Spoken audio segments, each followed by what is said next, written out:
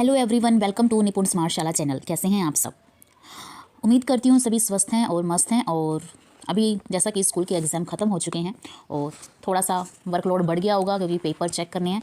वैसे इंस्ट्रक्शन के साथ ही साथ कर लेने हैं तो आप लोगों ने कर भी लिए होंगे, और नहीं है तो आप कर लीजिए क्योंकि अफसर के ऊपर भी उन्हें अपडेट करने का नोटिफिकेशन जल्दी ही आ जाएगा। और आज आपके लिए लेकर आए हैं प्रवेश उत्सव 2024 और 25 सेशन के लिए विभाग द्वारा लेटर जारी कर दिया गया है और अब ये प्रवेश उत्सव का कार्यक्रम चलना है। तो आज की इस वीडियो में हम ये जानेंगे कि ये प्रवेश उत्सव कब से कब तक मनाना है, किस तरीके से ये प्रक्रिया रहेगी और कक्षाएं कब से आरंभ होनी है, क्या अब एग्ज़ाम के बाद बच्चों को फ्री कर दिया जाएगा, रिजल्ट कब अनाउंस होना है और प्रवेश उत्सव की इस बार की क्या स्पेशल बात रहेंगी। तो वीडियो को लंबा ना करते हुए फटाफट से शुरू करते हैं आज की ये वीडियो शुरू करने से पहले अगर आप चैनल पे नए हैं तो प्लीज़ चैनल को सब्सक्राइब करके बेल आइकन दबा लीजिए, क्योंकि इस चैनल पर आपको हर एक ऑफिशियली नोटिफिकेशन जो हमारी स्टडी से, हमारे बच्चों से रिलेटेड है, वो यहाँ पर आपको टाइम टू टाइम सबसे पहले ज़रूर मिल जाता है। तो प्लीज़ चैनल को ज़रूर सब्सक्राइब करें। और आप कहाँ से ये वीडियो देख रहे हैं प्लीज़ मुझे कमेंट बॉक्स में ज़रूर बताएं ताकि मुझे भी पता लगे कि मैं कहाँ तक पहुँच पा रही हूँ। और प्लीज़ अब शुरू करते हैं वीडियो को जी। तो डीएससी की तरफ से लेटर जारी कर दिया गया है कि राज्य को ज़ीरो ड्रॉप आउट बनाने के लिए सभी स्कूलों में प्रवेश उत्सव का आयोजन करना है। और प्रवेश उत्सव का आयोजन पहले की भांति 1 से 18 वर्ष तक की आयु के प्रत्येक बच्चे को शिक्षा की मुख्य धारा में लाने के लिए, उन्हें स्कूल से जोड़ने के लिए, और सबसे बड़ी बात 100% एनरोलमेंट कराने के लिए और उन्हें स्कूल में रेगुलरिटी के साथ रखने के लिए ये प्रोग्राम चलाया जा रहा है। और हमारी न्यू एजुकेशन पॉलिसी भी इसी बात पर बल देती है कि सभी बच्चे स्कूल में आएँ, कोई भी बच्चा ड्रॉप आउट ना रहे हमारा, ना ही आउट ऑफ स्कूल जाए। ठीक है, तो इन सब चीज़ों को करने के लिए प्रवेश उत्सव का प्रोग्राम स्टार्ट किया गया है। और इसके लिए क्या है कि सबसे पहली बात यह है कि हमें एक कल्याणकारी कदम उठानी है ताकि पेरेंट्स को हम अवेयर कर सकें, जिससे कि वो हमारे सरकारी स्कूलों में मिलने वाली सुविधाओं के बारे में जान सके और अवेयर हो पाएँ, ताकि वो अपने बच्चों को हमारे स्कूलों में भेजने के लिए तैयार हो जाएँ, जिसमें हम विद्यालय की जो रेमेडियल क्लासेस हैं, हायर एजुकेटेड हमारे हार्ड वर्किंग टीचर्स हैं, सेट के बारे में, अफसर ऐप के बारे में, joyful Saturday, NEET, IIT, JEE, इनकी जो तैयारी की जा रही है, सुपर 100 है, कंपटीशन की तैयारी है, मोशन बुनियाद हो गया, पीटीएम हो गया, और स्कूलों में जो सुविधाएं मिलती हैं, बैग, बुक, स्टेशनरी, सेहत प्रोग्राम और साइकिल की हमें जो व्यवस्था मिलती है बच्चों के लिए, उनके लिए स्कॉलरशिप, और एससी, बीसी, बीपीएल बच्चों के लिए जो मासिक जो भी प्रोत्साहन राशि मिलती है, उन सब चीज़ों के बारे में पेरेंट्स को अवेयर कराएं। एक तो ये मेन रहेगा जो आपको स्टेप उठानी है, जिसके लिए आपको पेरेंट्स को अवेयर करना है, एसएमसी को अवेयर करना है। अब बात आती है कि प्रवेश उत्सव कब से कब तक चलेगा। तो ये 23 मार्च से 13 अप्रैल 2024 तक चलेगा। और इसमें आपको आम आदमी, विद्यार्थी और अभिभावक तक पहुंच बनानी है और उन्हें विद्यालय में जोड़ना है एसएमसी के माध्यम से। स्कूल मुखिया ये सब चीज़ें स्कूल में अवेयरनेस प्रोग्राम चलाकर उन्हें इन्फॉर्म करेंगे। और इसके लिए आप बैनर बनवाएंगे, इसमें मेंशन है लेटर में कि आप बैनर भी बनवाएंगे जैसे प्राइवेट स्कूल वाले बनवाते हैं। और जिन स्कूलों में 11वीं में विज्ञान संकाय है ना, सीनियर सेकेंडरी जो स्कूल हैं, ऐसे विद्यालय अपने क्षेत्र के बच्चों को स्कूल में ज़रूर लेकर आएंगे और उनके लिए विशेष नामांकन अभियान भी चलाएंगे। और जो बच्चे ड्रॉप आउट हैं उनको वापस से स्कूल में लेकर आना भी ये पेरेंट्स की और टीचर्स की, एसएमसी की जिम्मेदारी रहेगी। और दूसरा कि 1 अप्रैल से स्कूलों में एडमिशन स्टार्ट हो जाएंगे और जो परीक्षा परिणाम है वो आपको 30 मार्च को अनाउंस करना है।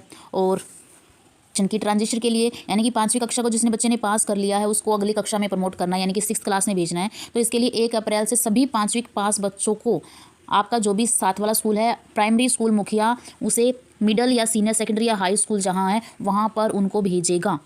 ठीक है, उसके लिए सारी औपचारिकता पूरी कर देनी है। एसएलसी जारी करनी है तो 1 अप्रैल को उनको एसएलसी जारी कर दी जाए। इसी दिन स्कूल मुखिया अपने विद्यार्थियों का समूह लेकर पड़ोस के नए उच्च प्राथमिक विद्यालयों में वांछित रिकॉर्ड के साथ जाए था विद्यार्थियों का दाखिला करवाना भी सुनिश्चित करें। यानी कि ये भी स्कूल मुखिया की जिम्मेदारी रहेगी कि अगर आपके स्कूल से बच्चा दूसरे स्कूल में जा रहा है तो वहाँ पर उसका पूरा का पूरा रिकॉर्ड पहुँचा दिया जाए।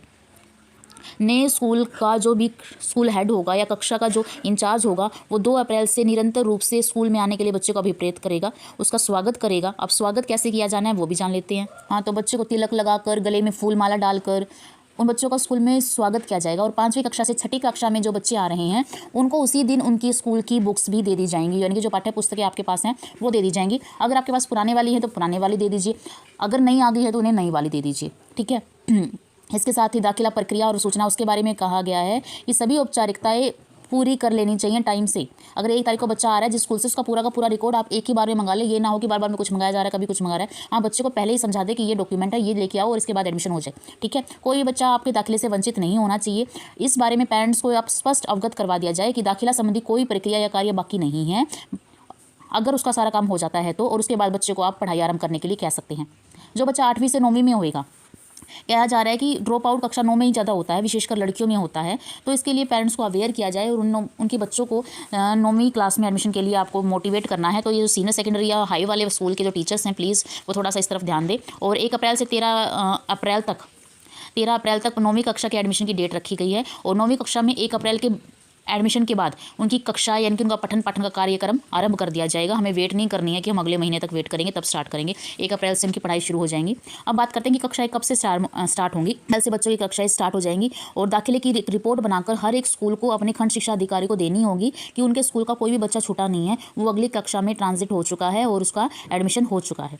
ठीक है, इसके लिए अगर बच्चा दूसरे स्कूल से आ रहा है या स्कूल बदल रहा है तो उसके SKN है ना नंबर से ही उसका अगली कक्षा में दाखिला होगा। तो इस चीज़ की जिम्मेदारी स्कूल मुखिया की रहेगी।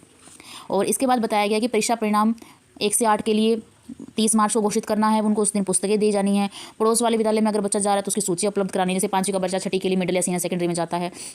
ये भी ध्यान रखना है कि उस बच्चे ने, अगर आपके स्कूल से बच्चा आपके साथ वाले सरकारी स्कूल में नहीं जा रहा था, वो जिस प्राइवेट स्कूल में जा रहा है, तो आपको उस चीज़ का ध्यान रखना है कि ये बच्चा इस स्कूल में गया है। प्लीज़ ये चीज़ नोट करके रखें। वरना जब ड्रॉप आउट के बारे में सर्वे किया जाता है, लिस्ट आती है ना, तो हमें बड़ी परेशानी होती है। अगर आपके पास ये रिपोर्ट रहेगा कि ये बच्चा इस स्कूल में जा रहा है, इसका SKN जो नंबर है वो ये है, तो आपके लिए बहुत आसानी हो जाएगी। तीसरी बात, उसका आधार कार्ड जरूर रखें अपने पास, आधार कार्ड का नंबर कि ये उसका आधार कार्ड नंबर है, बच्चा इस स्कूल में है।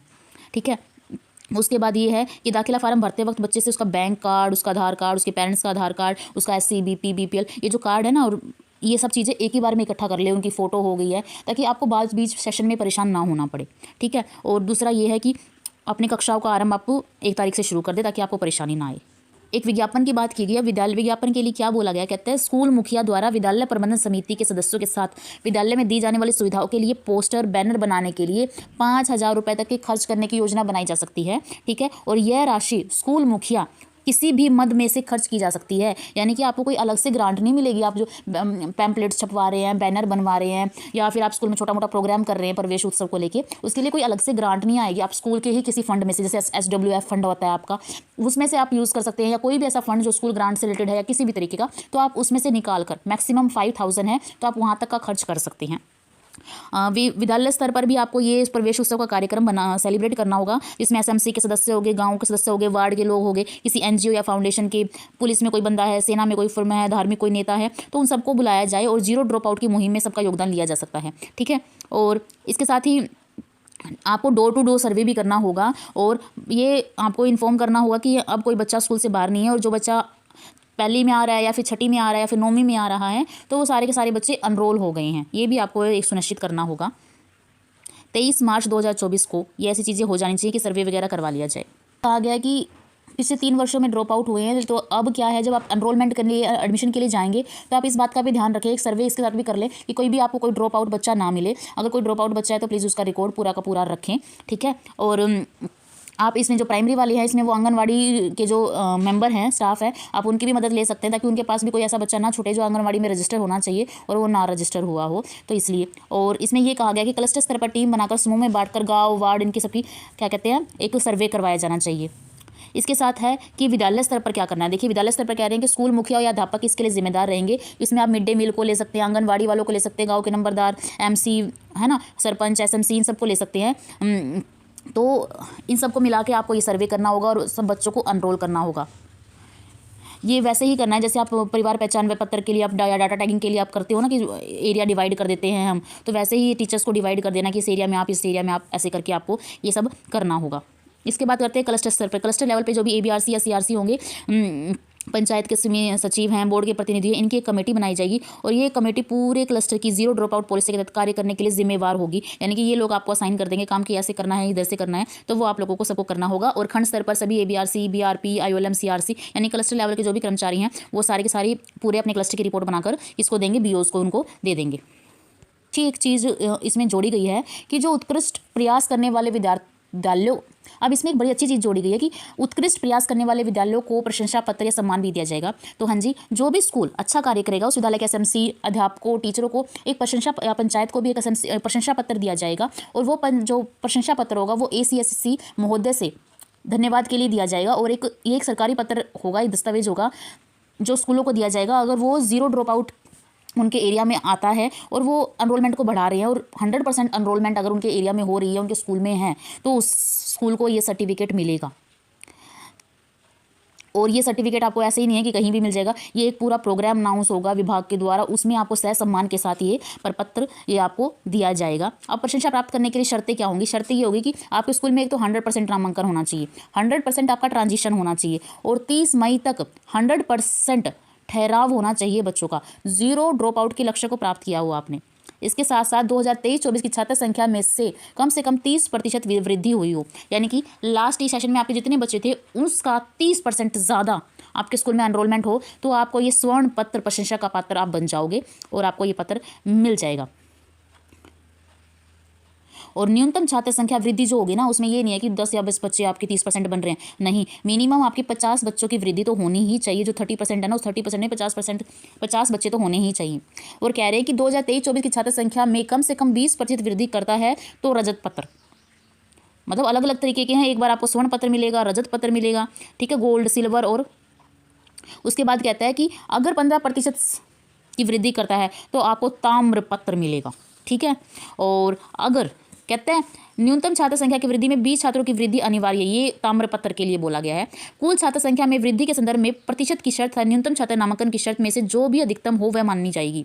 यानी कि ये तो इन्होंने मिनिमम क्राइटेरिया बता दिया कि इतनी इतनी होनी चाहिए, अगर इससे ज़्यादा है तो ऑब्वियसली बात है वही आपकी एप्लीकेबल होगी, ठीक है। एक बात और बोल दी है कि गैर अवस्थान्तर कक्षाओं के अतिरिक्त यदि अन्य कक्षाओं में किसी भी विद्यालय की छात्र संख्या कम होती है, विद्यार्थी ड्रॉप आउट होते हैं और ड्रॉप आउट होने वाले विद्यार्थियों की संख्या 5% से अधिक होती है, तो स्कूल सीधे अनुशासनात्मक कार्यवाही के पात्र होंगे। यानी कि हमें सिर्फ पहली, छठी, 9वीं कक्षा के लिए नहीं करना है कि वहाँ हमारी स्ट्रेंथ बढ़े, हमारी जिस स्कूल में बाकी जो हमारी क्लासेस बचती हैं उनकी जो स्ट्रेंथ है ना, हमें वो भी मेंटेन करनी है, वो हमारी डिक्रीज़ नहीं होनी चाहिए, ये भी एक कंडीशन रहेगी। हाँ जी, तो ये सारा था प्रवेश उत्सव के बारे में। उम्मीद करती हूँ कि आप सभी को समझ में आ गया होगा कि प्रवेश उत्सव में इस बार क्या है, कैसे है, तो ये सब चीज़ें आप लोगों की चलेंगी। तो उम्मीद करती हूँ वीडियो आपके लिए हेल्पफुल होगी। इतना बड़ा लेटर से आपको जो मेन था मैंने आपको सब कुछ बता दिया है। और फिर भी आपकी कोई क्वेरी है तो आप मुझसे व्हाट्सएप पे, मेरा मतलब है कमेंट बॉक्स में आप मुझे कमेंट करके पूछ सकते हैं कि कोई भी क्वेरी है आप लोगों की। So thank you for watching the video. Please like, share and subscribe the channel. Thank you.